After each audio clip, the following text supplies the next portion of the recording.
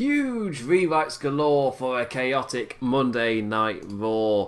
Hello and welcome to LOP Radio on YouTube, on not on Speak anymore, on RedCircle, where you can find us on the Lords of Pain / Wrestling Headlines website. This is the LOP Radio Raw review. My name is Matt Maher, aka Imp, and we are live here on YouTube and also available in podcast form. Links in the description, or head over to wrestlingheadlines.net to get all of your Wrestling Headlines news and all of these, like Raw reviews, NXT reviews, whatever. I'm just going to quickly check the sound's working. Sound's working. Cool. Remember to mute yourself so I can actually bloody think. Right, so today's topic, normally I'll start with like the main event or one of the big moments from the show and I'll cover that and go into it. But today, there's a lot of stuff to talk about around the show itself. So like for the first time, pretty difficult for me to choose an image to think about like what to even put into Photoshop when I'm not specifically talking about something on the show. But it was the news came out about a chaotic week for WWE. Especially, or chaotic night, especially as they were taping both Raw, SmackDown, and next week's Monday Night Raw all in one block. This was after an Extreme Rules, which didn't really go down that well.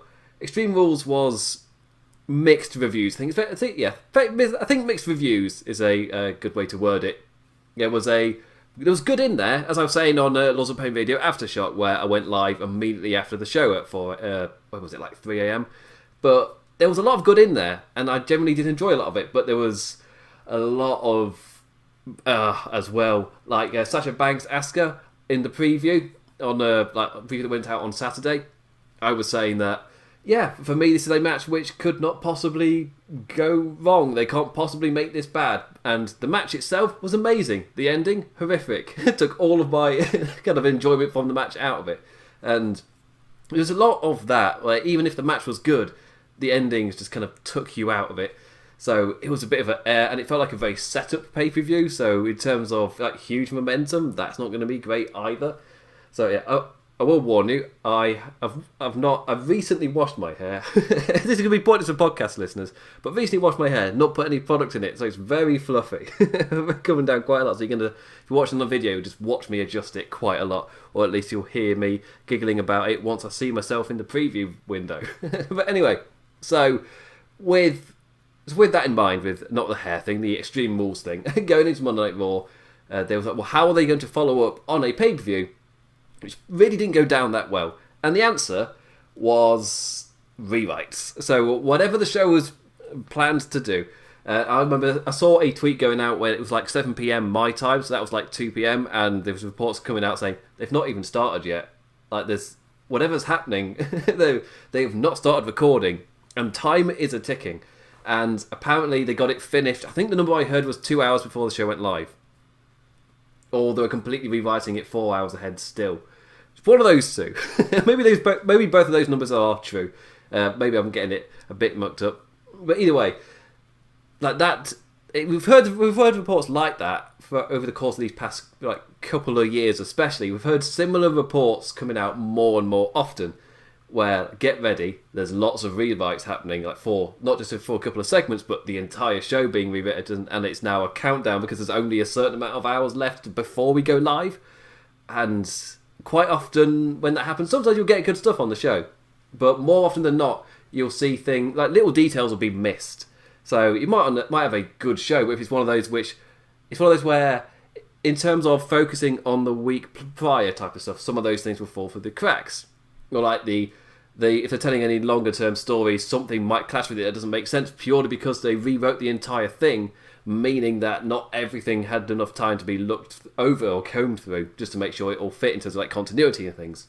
So when you hear reports like that, you kind of get ready for maybe a chaotic show. And that was of course ahead of taping a SmackDown and next week's Raw all in one bulk as well, and they were late starting this one, and it was like a race to get it done. And obviously they got it done. I thought it was a fun show. I relatively enjoyed. I'll call it fun, if not remarkable. Which for TV is fine.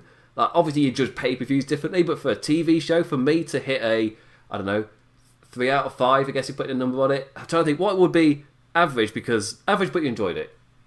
So I guess 3 out of 5. For TV, for me, that's fine. You don't have to knock it out of the park every single week.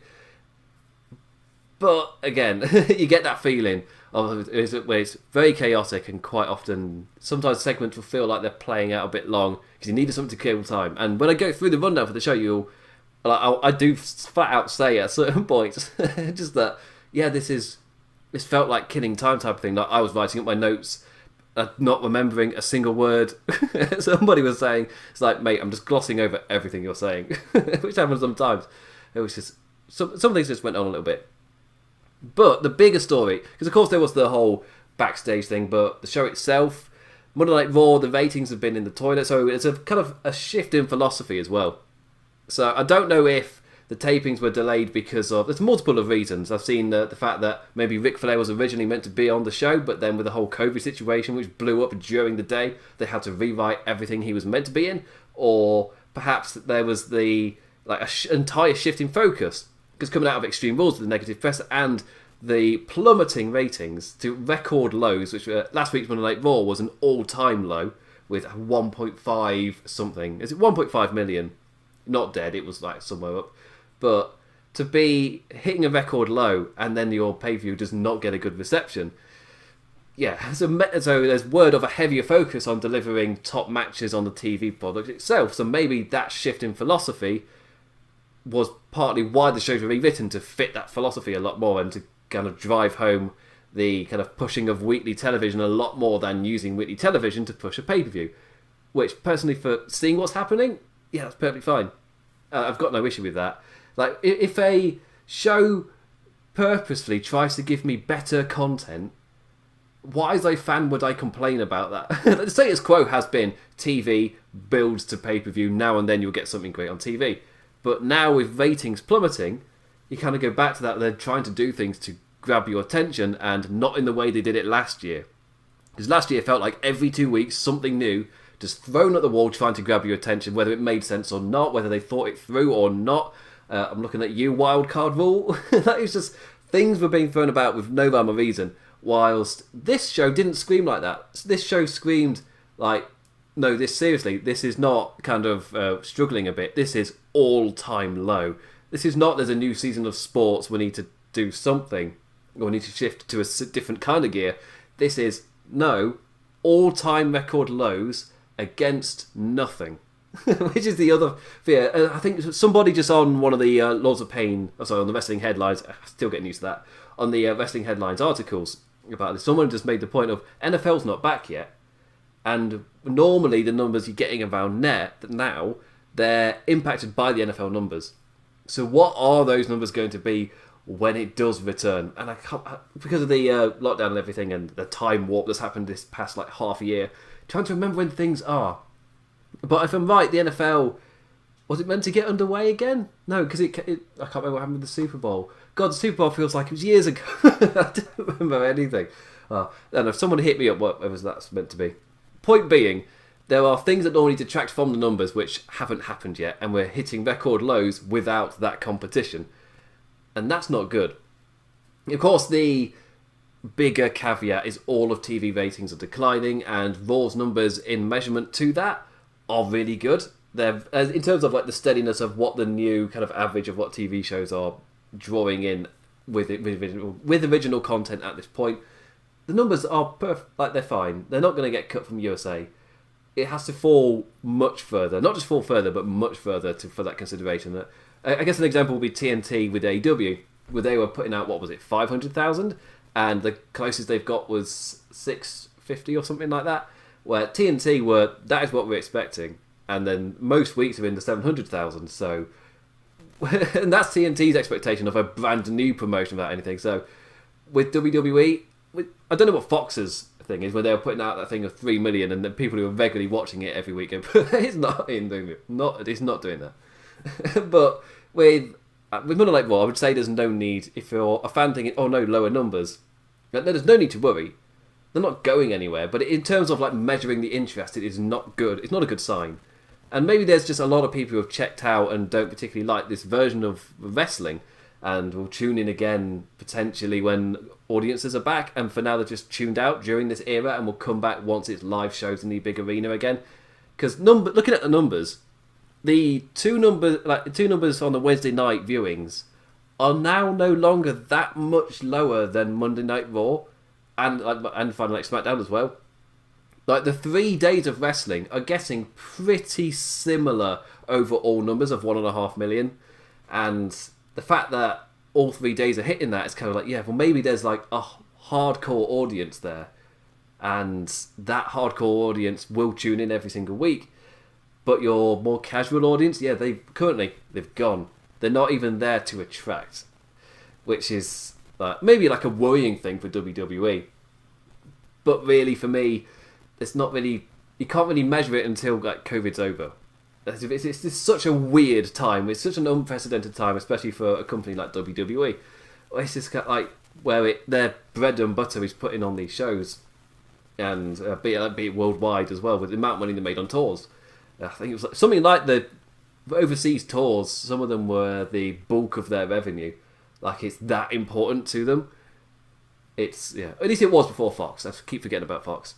Point being, I've drifted quite far from it. My point being was, with the heavier focus on delivering top TV matches to try and bump up that number, as a fan, I don't really care about why they're making the product good. If the product's good, then surely, yeah, that's me happy. If they're like, oh crap, we really generally do have to put effort into making the product like genuinely good now, as in like actual care and detail. We can't leave it to chance anymore. We can't leave it to the brand. That makes sense, like the WWE brand. Like that is no longer the draw, because look at the plummeting numbers. So they have to actually put in the content or the effort into building the content. And I can't look at that and go, oh, they're only doing it to do this. It's like, yeah, but the product's now good, and as a fan, that means I win. It's like, oh no, they're putting a heavier focus on delivering top matches on television. Oh no! On a more regular basis, I get to watch high quality content. Oh, what a shame! What a shame! I think I said that with the NXT AEW wars, like when it first started happening, and I was like, oh, it's only. Oh, and they're only on this slot to be bad. And each show's only doing this to beat them this week because of that. It's like, yeah, that means as a fan, I'm getting double the amount of great wrestling content, so I win. I'm the winner here. I'm the guy. I'm one of the guys who's going to watch everything, and that even like investors themselves see them now and then tweeting out, going, "You do realise if you're like almost religiously loyal to only one of the shows, then you're missing out on the other one because all of the wrestling is great." So yeah, and I'm saying that as a number one New Japan guy. So yeah, it's all great. It's all awesome.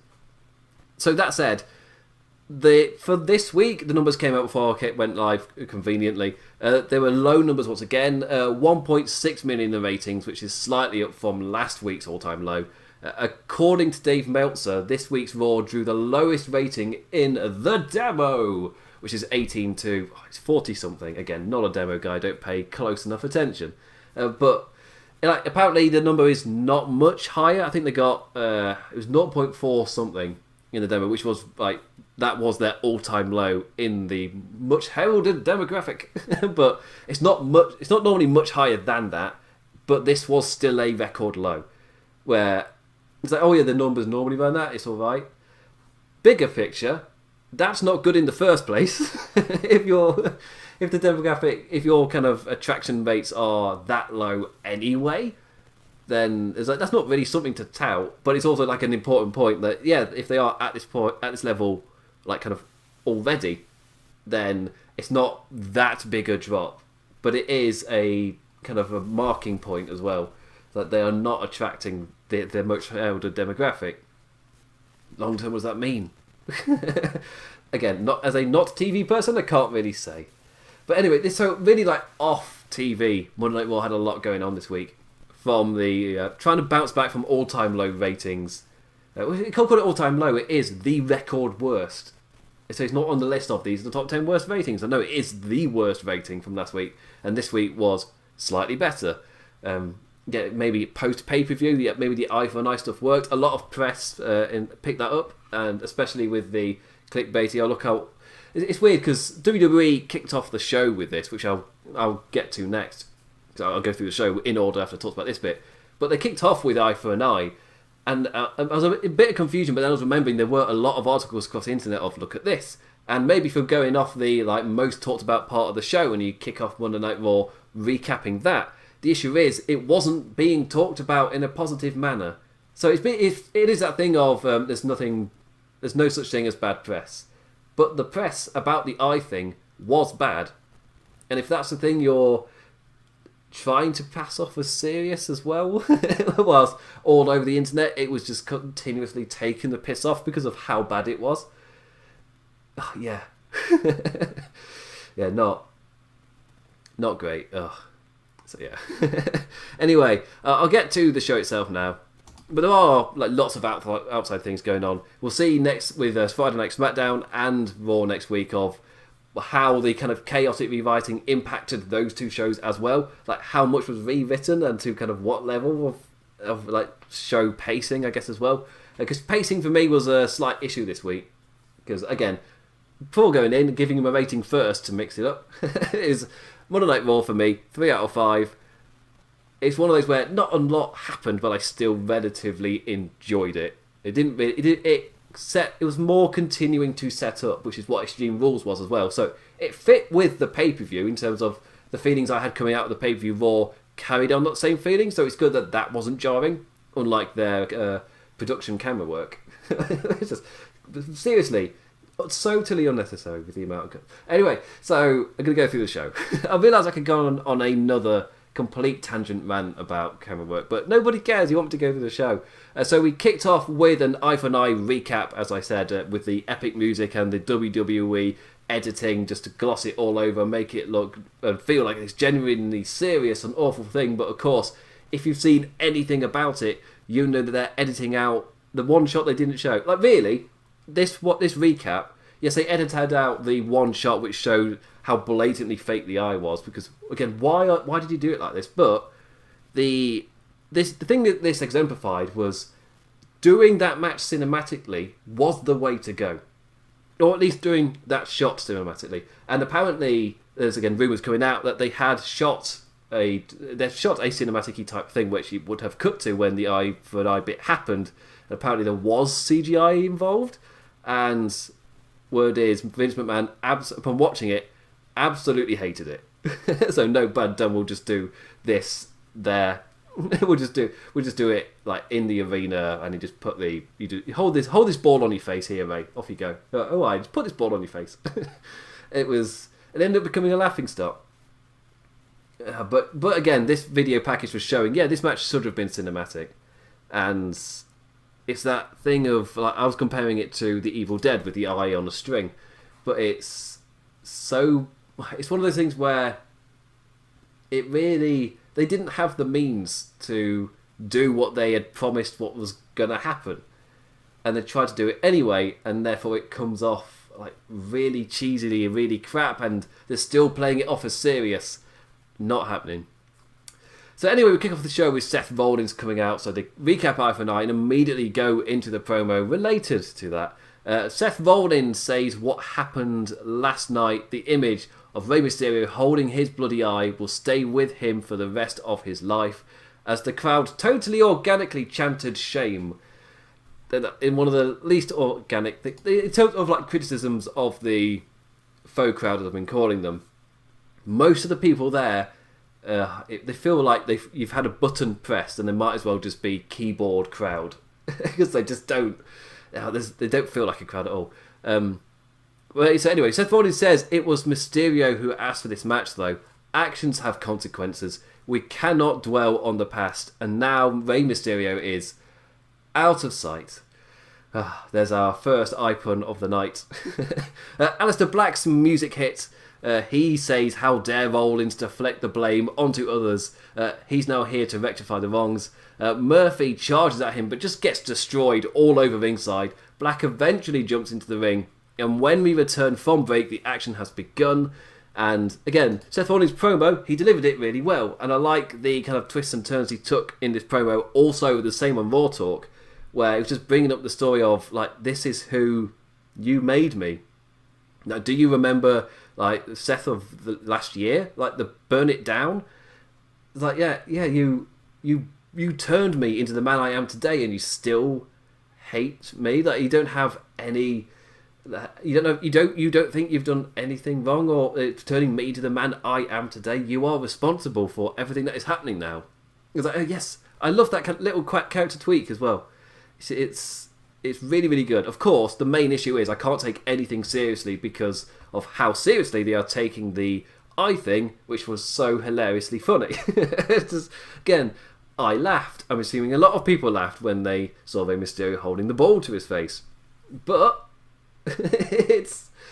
that's the only issue. Seth Rollins delivered a good promo, and he delivered it in a generally well done, serious manner. Like he had seen something horrific, type of thing, but it wasn't his fault, was the route he was taking. However, the thing he's taking seriously was so silly that I now don't take him seriously. It's like, there's no way I can take the eye talk seriously, therefore I don't take the characters seriously, or I don't take the story seriously. So, yeah, like, bad booking has consequences. And this is that. I don't take Seth Rollins seriously. Like, he's great, that'll pass. But we're now in the consequences of the bad writing for the good wrestler. And it'll take me time to get back into his character, because this has taken me out, unfortunately. Again, he's really talented. It won't take long. It's just temporarily, like this week, wasn't into him, really. He did good stuff. I enjoyed his segment, but I was really taken out because of Extreme Rules. So, yeah. The match itself was that kicked us off straight into Seth Rollins versus Alistair Black. A decent opener. Again, for me, personally, lost a lot of the investment in it because of me having to buy the Rey Mysterio rivalry, which, again, all investment at the moment, completely taken out. It was a very brawly affair at the start. The match not really swinging favourably for either until Black unwisely forearmed the ring post, allowing Rollins to capitalise and control the majority of the match. Black having to both fight back in and fight off Murphy, managing to do exactly that before our second ad break. He was going crazy, landing black masses left and right. Murphy saving Rollins by jumping in and eating one himself. The win really wasn't in Seth Rollins' grasp. Murphy, the changing factor, saving the Messiah, giving Rollins the room to counter and hit the curb stomp for the win. Rollins wins the match, and afterwards we go into a beatdown. Murphy and Rollins, they were up the ramp and they doubled back, beat the man up, attacking his right arm, which, if I might did a bit of that in the match as well, but here they were relentless, slamming it on every surface they could find as Seth was shouting at Black, like, when is enough enough? You think I want to do this? And it's weird, they were setting it up, who's going to come save you? Huh? Who's going to come save you? Because Seth Rollins was, like, he was the only guy there, like, no one's going to save you, Alistair Black.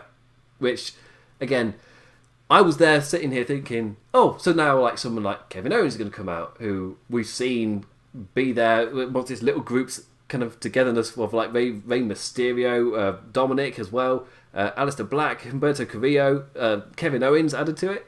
Like there's a whole group of people who've been like coming out to save each other against Seth Rollins. So when Seth Rollins is shouting, "You've got nobody," this is where for me I'm immediately like, ding, rewrites. This is maybe the first part, the first evidence of it where oversight, you've done a really good segment and this, in theory, on paper, works as long as you completely forget the past couple of months of build. If you completely ignore the last few weeks of television where Alistair Black does have people who have constantly run out and he's run out to save them. But this week, the whole point is, no, you don't have anybody. A little bit jarring with the past few weeks. But again, ding, rewrites. When I say there can be oversights, this for me was like maybe the biggest one of the night. The other ones maybe a bit small or understandable. This was the first one where it's kind of like, you comb through that, or you get your continuity person to go through it, they'll immediately pick that up with zero effort. The internet people picked it up. I got that feeling watching the thing. Again, as a nerdy viewer, but still, yeah, a little bit of an oversight. That said, the message of the segment still hit. It didn't really, that not happening didn't completely ruin it for me. And the ending point was Murphy, who was keeping the arm trapped under the announce desk RAW logo board. Seth curb stomps Murphy's arm, and the commentators are immediately talking about how Seth Rollins is taking out superstars. So I guess see you in a bit, Alistair. So yeah, as I said, it was a fun opener. Seth Rollins and Alistair Black, their offense mixes together really well, and especially where they're both very kick offense. They've got a lot of kicking offense, and Seth Rollins have of course got the high flying stuff as well. And Murphy jumping in. It was an exciting opener. It was just that there was just that missing bit where it didn't ruin it for me, but I was kind of taken out where Seth Rollins is like, you've not got anybody to come out for you. And I was like, well, the past weeks have informed me that he's got loads of friends. So why aren't they there anymore? So, this is just a minor little thing. Again, one comb through. If he weren't rewriting the entire show, one comb through would have caught that. So I don't take that as they don't want you to remember it. It's more of they rewrote the show way too late in the day and something fell through the cracks, and this was that thing. Yeah, that's what it came across as like to me as well. Anyway, yeah. After that, we went backstage and MVP. We got MVP crowning himself as US champion recap before we went there, and he and Lashley were with Ron Simmons. Not the first time we'll see him there tonight, but yeah, he's there with his damn shirt. Who's talking to them? Sorry, rephrase that. He's talking to them about there being a better way. And MVP calls over a frying pan of crypt or truth. Says it would be nice if the 24/7 champion came to the ring with them. Truth straight up refuses. And then Bobby Lashley corrects him like, no. He meant the new 24/7 champion. Shelton Benjamin kicks stage left. 1, 2, 3, and we got ourselves a new champion. MVP's Amigos grows one more. And I think, they were the something of Hurt or the Hurt something. Hurt Business, that was it. Hurt Businesses, and they're all executives. MVP, the CEO of the Hurt Business. Oh, Bobby Lashley was the CEO of the Hurt Business. That was it. So that's their little group is growing. And apparently there was a report that came out that Farouk was there because there was talk of him being involved in a Nation of Domination style group where, me personally, I'd have MVP be the leader. You don't need Farouk there. Like, he was there for not just the MVP team, but he's also talking to the Viking Raiders later in the show. So that kind of threw a bit of water into the works. That's not right. A bit of dirt into the works in terms of like that rumour. But personally, I wouldn't do that. You don't, all because there was this thing that worked in the past doesn't mean you have to repeat it now. Especially as there's been such a societal shift since then. I don't know what you think. I'm not sure what the plan is. As in, one of the main things going back is that group was designed to get you to boo. That's not going to happen nowadays. You cannot do that material and expect to get booed. And if that is your point, then you are incredibly out of touch. Like, just no. You cannot do that act and as a bad guy act. You just can't. So I don't know. Personally, like in terms of a new Nation Domination, like is there only one act black people can do? Like, come on, no. And personally, I'm really enjoying MVP's group and him. And him like, bringing all these people. And for me, like my favourite thing about the MVP's kind of portrayal is when he's trying to recruit people, like with the Apollo Crews thing, is even after he said he refused, like MVP was still putting him over, saying like, no, there was a reason I tried to recruit him. He is really talented. I would still want him in my group, but he has said no, so I'm going to make him pay. It's like, yes, I like that. That is good. Like, just the consistency of he said no, now he's nothing to me. It was always crap. Like, no, MVP still holds him in a high regard. It's just that he has wronged him, so he's going to right that wrong. Or at least get Bobby Lashley to. Anyway, so after the break, the three walked down to the ring, our three new best friends, and for an MVP promo, who bragged about Bobby Lashley beating Apollo Crews so bad that he didn't show up to their match last night. Word being that Apollo Crews tested positive for coronavirus, which is why he's not there. And you're seeing that suspiciously across the show. Billy Kay as well, where there's like, they're just off doing things. It's like, oh no, he's got an injury. He was beaten up so badly he can't turn up anymore. And that's why you're getting hype matches not happening. It's like we're very aware of the number of people that have contracted this virus now because of just not taking it seriously. And like just as a personal thing as well. And they're trying to now project that they are taking it seriously and they're putting measures in place. And I'm just sitting there like, but you did the poison mist and you had another wrestler spit on another wrestler. you're not taking this seriously. End of. You do those 2 spots. Like, wrestling, like, as a whole, isn't essential. And yes, I cover it, and I wouldn't have any content to cover if it wasn't airing. But it's not essential. Shouldn't be happening. And especially when they're doing things like the Poison Mist, especially shouldn't be happening. And especially when you have so many positive cases. This is, yeah. Anyway, so just calm yourself down, him. So MVP talks trash. He calls Ricochet and Cedric dumber and dumber, who come back and regurgitate meh comebacks. Yeah, I mean MVP's dumber and dumber line wasn't great, but yeah, the words written for Ricochet and Cedric, oh boy, they were generic and can't remember a single one of them. As soon as they were saying them, I'm like, oh, this is you're just repeating a script. Why does everybody have to be scripted the same way? Like, there's no. I think I said before, you can swap. But a case in point for me is, in terms of how well written a promo is could you swap out one of the characters with anybody else, and how much would change? As if you took out Ricochet and you put in. If you put in, who's just a random bloke I could put in? If he was still there, let's say EC3. He took one out. He took out Ricochet, put EC3, had him say the same lines. Does anything feel different? And for me, the answer is no. Like, the promo is identical to a T, with no kind of original to the character kind of feeling to it at all. And that's the same for Cedric's lines as well. They were just generic comeback stuff, and it didn't feel great. Like, nothing about that felt like the characters. It felt like they were regurgitating a script.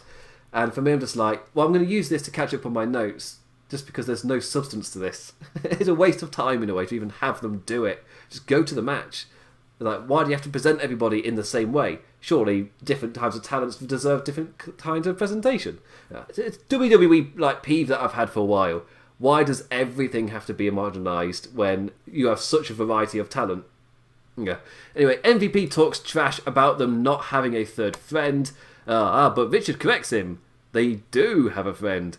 And it's Mustafa Ali. Finally, the man returning. It took bloody long enough. And he's got his first name back. Good on you, lad. The 3... Obviously, I thought, like, why are you getting rid of the first name? I made assumptions as to why they might want to get rid of the first name. I'm just like, no, don't do that. You're misreading the room completely. The 3 charge the ring and jump at the 3 in-ring baddies, and we've got ourselves our 6-man tag. It starts after the break. So the big 6-man tag, MVP, Bobby Lashley and Shelton Benjamin versus Ricochet, Cedric Alexander and Mustafa Ali. A relatively fun mid-card tag. Not really much to say, not really much more to say. Continuing the establishing of MVP's group, whilst Ricochet, Alexander and Ali fight them off in athletically impressive fashion. A solid lot of talent in that ring right there. Like, these interactions between them all look like they're set to be fun as hell. And we're going to get it for a while. Like, taking all 3 of our faces to down Bobby Lashley and swing the match in their favour. The story of MVP being beatable if you get him one-on-one plays out once again, with just he and Mustafa Ali. The former cop dodges the corner boot, takes him down and flies off the top with the 450 for the win. Yeah, fun 6-man tag. Continue to establish Bobby Lashley as the big force that needs to be countered, and potentially showing that they might need a 4th member. And I'm all happy for MVP's kind of group to slowly come together, forming a bigger and bigger picture.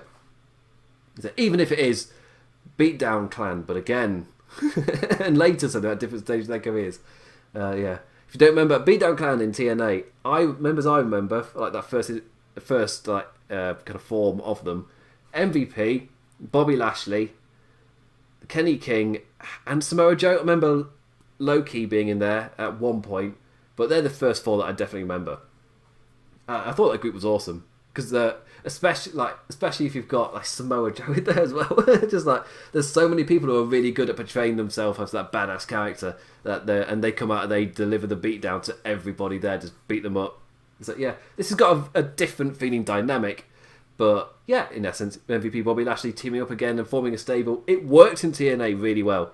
I was personally a fan of that stable. They just obviously Samoa Joe left before it went anywhere, and he wouldn't have been a big part player, which is mental to think about. It's crazy how TNA mishandled like one of their just stars. Like they just completely mishandled such an incredible talent who was incredibly over, and they managed to still keep him over regardless of losing him. Anyway, building of a stable, things being established, things continuing to be a thing, as I said with MVP. And obviously Mustafa Ali coming back being the complete changing force, because Ricochet and Alexander have had no luck, but Mustafa Ali arrives and suddenly they've got it there. Mustafa Ali as well, if you've not watched his thing on his moment on War Talk, I was going to say, on Raw Talk, highly recommend seeking it out, be it just like clips on YouTube or Twitter or whatever. Like, yes, entirely worth watching him. Yes, so just thought I'd point that out before I move on to Randy Orton. Randy Orton was backstage, same location as last week's backstage video. He talks about the moments that make you as a person.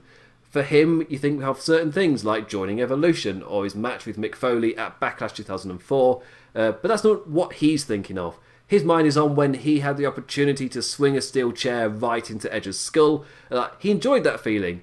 He did it again to the Canadian's best friend Christian when he punted him, and will enjoy the hell out of doing the same to the Big Show. Decent promo. First feeling of, this is a little bit long, but yeah. After that, we saw Ron Simmons, who was talking to the Viking Raiders. He has no loyalty and he's chatting to everyone. What is he up to? Then we got a Big Show VTR play, followed by an interview between Samoa Joe and Christian. The Big Show video is like 2-3 minutes. Then we went to another 4-5 minute interview between Samoa Joe and Christian about Orton's attack on him and the Unsanctioned match that was taking place later in the night. Like a big chunk of time here dedicated to the main event, from the Orton promo to the Big Show hype video to this. It was just a big chunk of time, and this is where for me in the show just felt like killing time. It was just such a big portion, and it was like one thing after the other, all on this one thing, just all clumped into the middle of the show. So maybe it was all pre-recorded, and it was meant to be filtered through, but then when you rewrite the show, we've got all this bulk of stuff that doesn't really fit anywhere, and it's hyping the main event, so it can't go on too late, let's just dump it here. Again, I kind of zoned out a little bit. Big Show cuts a promo later, I zone out completely for that one. At least this one held my attention for a little bit. It was just the fact that it was Samoa Joe and Christian's interview was nothing. Absolutely no need to watch it. Didn't really add anything that had already been added. There weren't other things that had been there or been said. This would have added quite a bit. Or maybe it happened last week as well. But for it to happen here on the show, after already sitting through the Randy Orton promo and the Big Show hype video, to then go to Christian being interviewed about Samoa Joe about the exact same topic, it was a little bit much. So, yeah. Anyway, a backstage interview. Bianca Belair was interrupted by Peyton Royce before she could really say anything. Whose chit-chatting is also interrupted by Ruby Riot, and just watching go, Bianca's awesome. Her piss takes always get a laugh out of me, and Peyton's the same. So for me, this was a nice, fun little segment. I know there are people who find Peyton annoying. For me, no. The Iconics always make me laugh. And the lone Iconic this week was still digging at Ruby Riot via Liv Morgan, which led to our next singles match of the night. Bianca Belair is just no, I like the thing you two've got going on. Why don't you settle that in the ring? I'll have a night off. So that took us straight to the match. Well, after the ad break, Peyton Royce versus Ruby Riot. Once again, another decent quick outing from these two, and potentially maybe we're meant for something else, but Billie Kay's not there because she's busy. She's just busy. It's nothing related to anything. She's just busy. And yeah, there was another decent outing. This time, after the back and forth, Ruby was able to land the Riot kick for the win. The Aussie not able to avoid it this week. Without Kay, she simply didn't have the distraction in her pocket, which has been the swinging factor in the past. Last week, that was what gave the Iconics their win every time. Ruby Riot could topple one of them, but she couldn't topple them both. With Bianca Belair there, Bianca Belair is so awesome she just destroyed them. Ruby Riot there next to her, they never stood a chance. But again here, Peyton Royce by herself, we got proof that when it's just one of them, Ruby Riot really can destroy them. And they're continuing to use Liv Morgan of, you don't have a friend. She got Bianca, and Bianca's like really good. So, yeah, I'd worry Iconics if I were you. Anyway, I'm enjoying this little feud. Like it's for the where it is in the show every week on Raw. For me, it's like, yeah, you don't need to like aim for incredible heights anymore. Anything higher than you're currently going. It's a nice little thing that never outstays its welcome. It means all of the matches like they maximise like this small amount of time that they've got each and every week. I'm enjoying it every time. Again, it's not the thing I've got the most investment in, but I'm enjoying it. I'm not like, ugh. I'm like, oh yeah, I've enjoyed these matches. So when the next one happens, like, yeah, time to enjoy another one. After that, we got Backstage Caruso interview with Angel, Andrade, and Zelina. She asks about the dissension, and Zelina shuts it down and touts their successors. Before Garza can relate wrestling to sex again, the Street Profits jump them, and we cut to break with the heels down. So a little tweak on the normal formula. But after the break, we got Street Profits versus Andrade and Angel Garza with Zelina Vega. The titles were not on the line, so it's just two facing each other. It was a fun, fast... At least I don't think they were. It was a fun, fast-paced tag with the heels jumping the champs right off the back, making them pay for what happened before the break. Montez Ford had some awesome moments of fire. The cheeky tricks of Andrade and Garza was needed to swing him down and dominate the match. A match which was descending into an awesome back and forth as soon as Dawkins was tagged back in. The offense becoming more equal in an awesome to and fro. The big man eventually got Andrade down on the outside. Ford was tagged back in, and the two lighter men went at it for the win. Eventually, Ford won out a top turnbuckle brawl, and he flew high with his incredible frog splash for the win. His incredible frog splash for the win. This time with a mid-air twist that just made it look even more beautiful, leaving Zelina Vega ringside in pure shock that her lads had lost. So yeah, a fun match again, but the tag division feels really shallow. It's a weird one. I've enjoyed the Street Profits versus Viking Raiders. Those matches were good because both teams are really good. And same with Andrade and Angel Garza versus the Viking Raiders. Both teams talented. Matches equals good. And now we're getting Street Profits versus Garza and Andrade. Those matches also good, but that's about it. When I'm trying to think in my head, who else is there? It's people who I guess are in factions and are therefore in tag matches. There aren't any more tag teams. There is nobody for the Street Profits to beat. As in, that's what I mean by, I've enjoyed the matches, but now we have seen every combination of the dynamic. And there is no more tag division. So do you just repeat? Do you do a triple threat? And like, what do you do next? Because we've seen every combination. So what is there now? What is there? It's not what. So again, in terms of this show, it fit this show perfectly fine. As I said, like 3 out of 5. Pretty harmless, but you've now defeated the challengers. And again, we got a backstage bit where Zelina Vega was kind of trying to hype up her men to prove they're on the same page, or get them to prove to her that they're on the same page. And it was just like, but there wasn't any dissension in the match. And Zelina Vega was like, "Could you just stop and prove to me that you really are on? Like, there are no issues. Just prove to me once and for all." And I was just like, but the match had no dissension. They just straight up lost. They weren't necessarily falling out, and that caused an issue with the match. It wasn't dissension. They just lost. They just straight up lost. So it's a weird one. It was like the backstage segment and the story they were telling over commentary as well was not the story we saw. So again, that can happen with rewrites. It's the type of thing that happens. And maybe for all we know, it's because they are deciding to go with the tension stuff once again and build to Andrade versus Garza in some manner, in some way. Who knows? Anyway, after the break, we got Banks and Bayley with all the belts. Lots of B's there. Bayley and Sasha dig at Asuka for not earning her championship. Compared to our new champion, Bayley, just such a good person. She took up the responsibility of referee because she's our role model.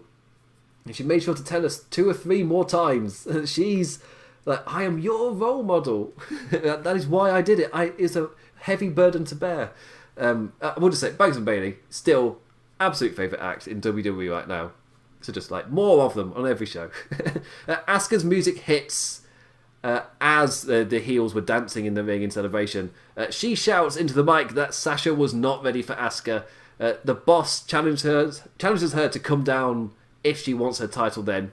But Stephanie McMahon appears on the Titantron, or screen.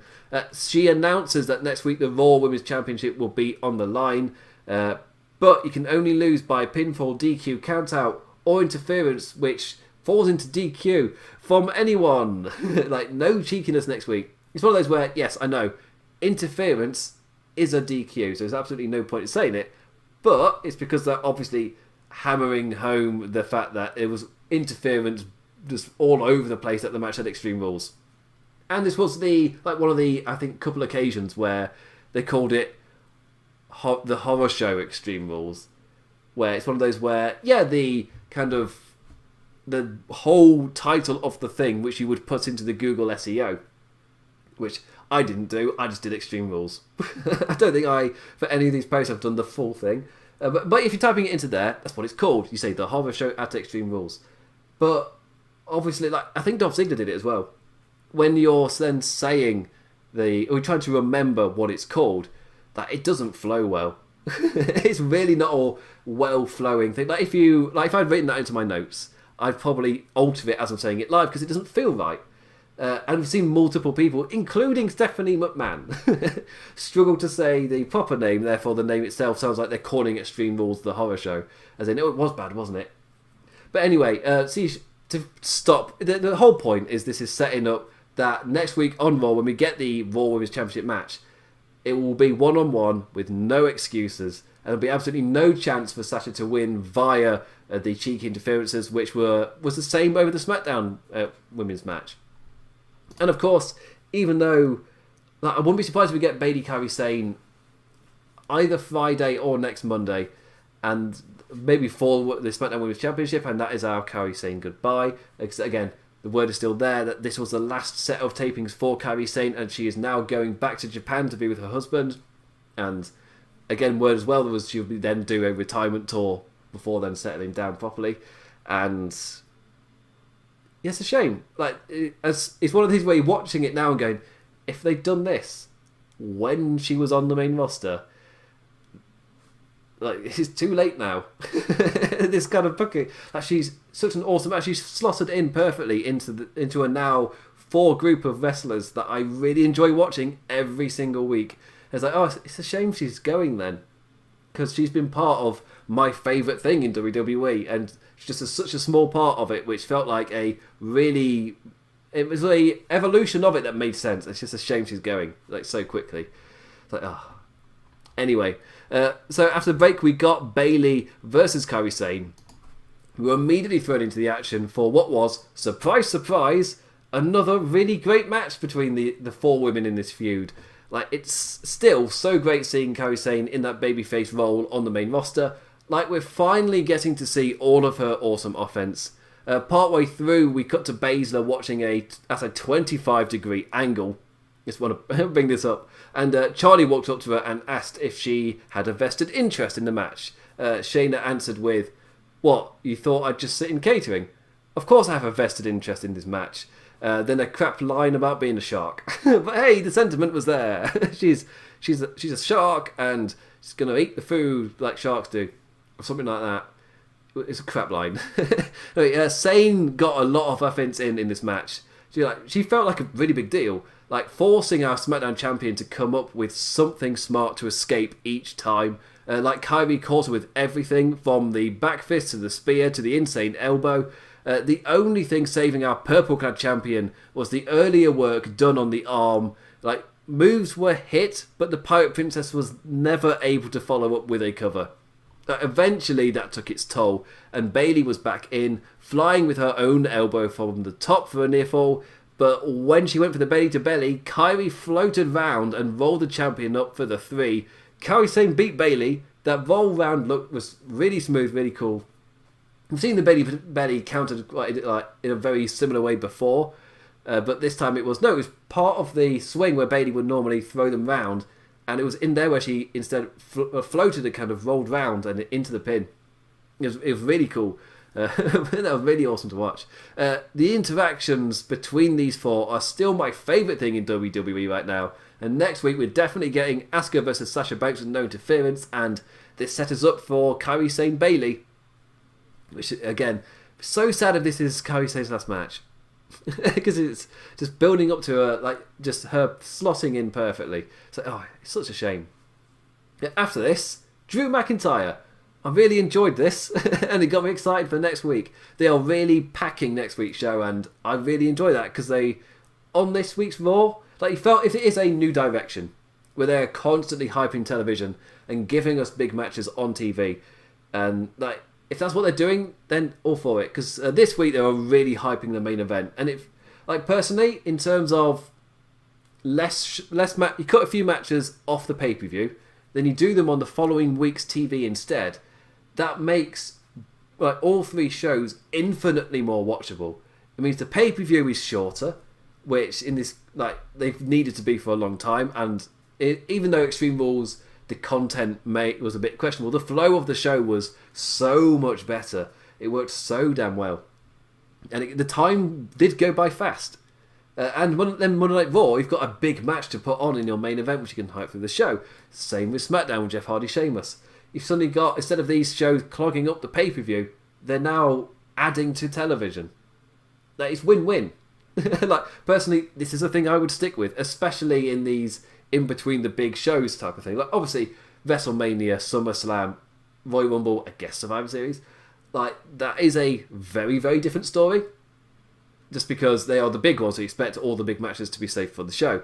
But for something like Extreme Rules, for something like Backlash, for something like Fastlane, Roadblock, those shows, No Mercy, those shows, it makes sense of, instead of clogging up a really long pay-per-view with clogging up a B pay-per-view, which I don't particularly want to be spending much time in, instead of doing that, then just cut a few matches and have them on TV the next week.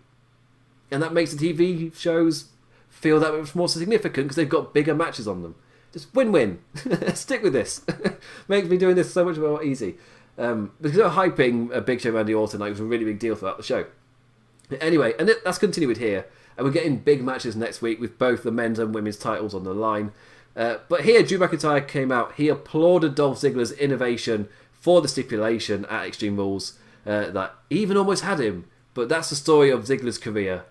Almost. The champ wants to move on to SummerSlam, but before he can, Ziggler's music hits. Drew doesn't care about his words and flat out tells him to bugger off. Just in terms of what we are used to, where we are used to this happening, we're used to this. We've seen this Ziggler promo so often, where he'll come out and be like, okay, the feud's going to continue. He'll do a Ziggler thing about how he deserves it and all of that, and then the babyface will be like, all right then. Drew, instead, when Dolph said that, he's like, I beat you 24 hours ago, and you got to put all of the odds against me. You chose the stipulation, and you still lost. No, why would I face you? I just liked how it could progress as well. As Dolph Ziggler was just like, he was in the zone. He was in the Ziggler zone that we've seen quite a few times. Where it's just like, I deserve this, to respect that I deserve. And McIntyre's like, mate, I'm just feeling sorry for you right now. And he says he's going to save his former friend the embarrassment, and then just headbutts him and leaves. Ziggler, clawing his way back up off the mat, demands that he deserves another match. Even offers to let Drew pick the stipulation. At this point, she's completely shifting from I deserve this to pretty please give me wrestling match please. Just begging for it. And suddenly on those terms, the champion changes his mind and accepts. Ziggles then wants to know what the champion chooses. But the champion is like, I only just accepted 10 seconds ago. I don't know what I'm going to pick. But he then says that he's going to put Dolph Ziggler through exactly what he put him through. That telling him the stipulation right before the bell rings. I have no idea what the stipulation could be. I enjoyed that being a factor for the Ziggler match. We eventually then got a heel stacks up the odds and the hero has to fight through them match. And when we've seen this before, for some reason, the match that comes to in my mind is Batista versus Chris Jericho from Cyber Sunday. Don't ask me why. Can't even name the year. 2009, Chris Jericho was a heel. Where, after weeks of Chris Jericho being a dick to Batista, for some reason on this pay-per-view, Batista was able to exact his revenge on Jericho. I think the fans chose a stipulation that was really in his favour, but he then just beat up the bad guy. And it was I remember I was living at home and my mum then just turned to me and was just like, well, he's not being very nice to that man. Just, yeah. In that time, it was kind of like, oh, Batista's the bad guy, right? Because he's being an arse to that one. Like, oh, no. This is weeks of the other guy, and now he's getting what he deserved. But still, maybe that's what McIntyre will do. So that was the first example that came to my head. It was after weeks of putting up with crap. He's just like, no, you're going to get exactly what you paid me for. Actions have consequences. Or Dolph Ziggler is like, you are not good enough to beat me, and puts on a stipulation which isn't too crazy, might be a bit of a letdown, but then it's Dolph Ziggler like, go on then, back up your words. And the whole point is, like, no, Drew McIntyre still beats him. So yeah, I like this. Like, you know what? In terms of killing time between pay-per-views with like mini extra parts to the feud, like, yeah, I'm actually totally in for this. Like, I like the idea of Drew completely outwitting and destroying Ziggler next week. Just doing that one more time before we then shift gears to SummerSlam.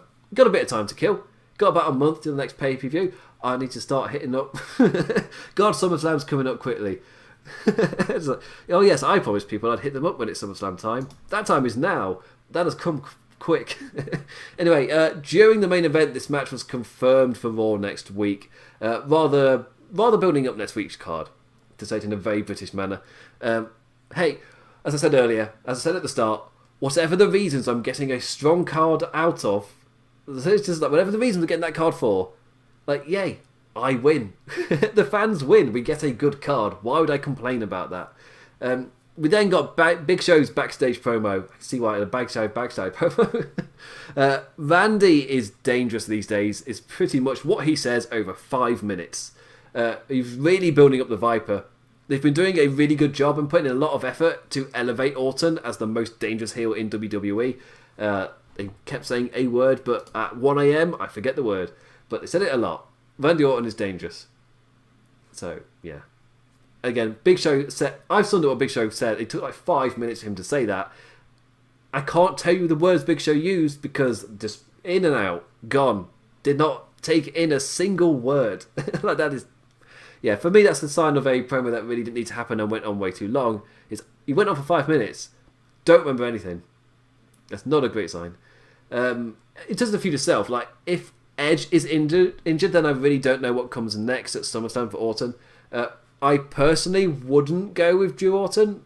It feels like because you don't really want either man to lose at this point. You've done a really good job of building up Drew as the biggest face and Orton as the biggest heel. SummerSlam feels like the time where, because you've been building it up, I'd use SummerSlam to cement that as a fact rather than blow it off. Of course, if it was meant to be Edge Orton, like, if Edge makes the most logical sense of you do the final match between Orton and Edge. Like, for me, that would be the best course. But there's a chance that's not possible. Like, I do wonder what you go with if that is not possible. Who knows? Anyway, finally we get to the main event, the unsanctioned match between Randy Orton and Big Show, which was built up through the entire night. And a little bit odd for me. Like, after all of the build, Orton was seemingly struggling until the interferences came into play. Like, before the commercial break, it took Andrade and Garza running down and holding the Big Show, and then the Viking Raiders fighting them off. And then suddenly, that is where Orton had a bit of a handle in the match, and he still didn't until Big Show took himself down. It was kind of like, they built the entire show up like, this man is dangerous. He's the most dangerous man in WWE. And then it takes the other guy putting himself through a table for that person you've called dangerous to get a lick in. It's one of those where, yes, once he got that one lick in, he was relentless and went after the Big Show. He went after his opponent with no remorse. But still, that first portion is that doesn't fit with what you were telling me earlier. It's a little bit jarring. And after the break, after we'd had the interferences, we were back to our 101. 101? Back to our one-on-one. I still said it wrong. A suspicious table had joined our squared circle friends. The rhythm of the large, powerful giant trying to pin down the smart, slithery heel was playing out. Again, a tad odd to build Orton as such a dangerous predator, only to then have the match play out with the Big Show being the architect of his own demise. A corner splash where he just lifts himself up on the top rope into the splash. Completely missed Orton, who was table prone, who just slipped away, resulting in the Giant crashing through the thing. And that was when Orton just beat the man up. An RKO wasn't enough to pin the big lad, but he just followed up with chair shot after chair shot, which led to an awesome top rope drape DDT. Kudos to Big Show for taking that one. Before another RKO and finally the pinfall victory. The Viper was merciless after Big Show put himself through a table. After the match, the Dangerous Orton was cemented. That fact was cemented with a punt to another legend who was downed. There's another one down. Another legend is down. I'm trying to think of a different word, but I can't. I'm ready for bed. Anyway, I would say that's in terms of the way they built to the match was, I thought, really, really good. And if you're having big matches on Raw every week, I wouldn't mind a similar thing. Just again, you didn't need the entirety of the build in like one huge segment, which I completely tuned out of. Like, if I was watching live, I might have had an issue. But again, being British, I can just zone out of those bits. I can do something. I can skip them entirely. But because I'm doing this, I'll at least have them on. I won't. I won't entirely skip past them. I might skip through them. Yeah, I'm not totally professional. Anyway, yeah. Main event, a little bit jarring from the build where they're building up Orton as such a dangerous person, and then the match itself, he has no hold in it until the guy takes himself out, then Orton's relentless. It's like, it didn't quite match how they were building him up. Again, the attacking afterwards, the way the match ended, that was fine, that was great. That followed through. It's just the match itself, he did not feel dangerous. Yeah. But yes, a 3 out of 5 Raw. I enjoyed it. I had a fun time. I didn't struggle. I said I'd be noting when the fatigue point hit. And I would say technically the fatigue point for the show didn't hit. But my fatigue point for them constantly going on about the main event, that did hit during... I think it was as early as Big Show's VTR. When his package was playing, I was like, okay, this feels like time killing at this point. Then Christian came on after that. I was like, oh god, it's still going. So, but I wouldn't say that was fatigue with Raw itself. By the end of it, I was like, oh yeah, I don't remember feeling like, oh god, I just want the show to be over now. Like, I never got that feeling. I did get the feeling of, I've had enough with this Orton Big Show build. It's going on a bit much, isn't it? But for me, that's kudos for like how well paced a show is. Paced when you have that dynamic, and even after the bit when right, okay, I'm ready for this bit to be done, but I don't get bored of the show itself. That's an improvement. And I personally, even though this has been the point where Raw has hit its lowest viewers, for me that is a consequence of previous actions, and I've enjoyed, especially the last 3 weeks of Raw that I have watched. I've not felt that bad whilst watching them. Yes, I've hit fatigue points now and then. This week, I can honestly say, no fatigue point. But still, wouldn't give it higher than a 3 out of 5. Because it wasn't that kind of show. It was continuing the setup that Extreme Rules was. Because Extreme Rules was a B setup pay-per-view. This felt like a show in the same vein, carrying on. And I was fine with that. It's just not a remarkable show. It's not a must-watch. But it was a perfectly fine show to watch. So yeah, average would be my thing, but I mean that in a positive manner. I've got nothing... not every show, as I said at the start, not every show has to be an absolute banger. For me, this was enjoyable, and I found it easy to watch. Anyway, thank you for watching me or listening to me wherever you've tuned in to LOP Radio this week. I'll be back on Thursday for the NXT review. Live at the same time, not going live super early. That was a huge mistake. I'm going to wait till I can go at a more logical later time before going to Australia again. I'll go in that time.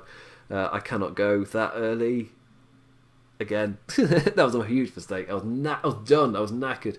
But I will be back on Thursday at midnight or 7 EST to also then talk about NXT, which has aired the night previously. Also, earlier than that, our AEW Dynamite show, Dynamite After Dark with Jamin and Jeff, where they go live immediately following AEW Dynamite. That will be, obviously, after Dynamite on Wednesday. Fridays, we've got Miss Fan and Mystic with the WWF The Legacy Series, an unabridged look back over the history of the now WWE with the journey of the WWF. Cannot recommend this show enough. Tuesdays, Kingdom of Honor. They're covering New Japan for us right now. I think they've done Dominion, can't remember. And I will be, I know in terms of will there be a New Japan Pro Wrestling Aftershock this Saturday, the answer is there won't be an Aftershock. I'm planning, again this is a weekend so things can happen, but I am planning to do a column on, what's it called, Sengoku Lord, is it? I can't say it, I can't remember what the name of the thing is, but it's a New Japan show with Evil versus Hiromu, which is this Saturday. Instead of doing the Aftershock for it, I'll be writing a column. It's been a while since I've done a post New Japan column, but that's the plan for this Saturday. Anyway, please check out the other shows for LOP Radio. You can follow me on Twitter at the Damn Implicat. If you're watching the video version, you know that already. You can follow Wrestling Headlines / Laws of Pain at Laws of Pain on Twitter as well. There's a Facebook page as well. There's setup all over the place. Go there for the wrestling news and stuff. Got to remember to plug them every single week. And with that, I say, I swear I've got more to plug. I'm just tired and want to get to bed. So with that, I say, thank you for listening to this. I'll be back on Thursday. With that, I bid you adieu. Adios.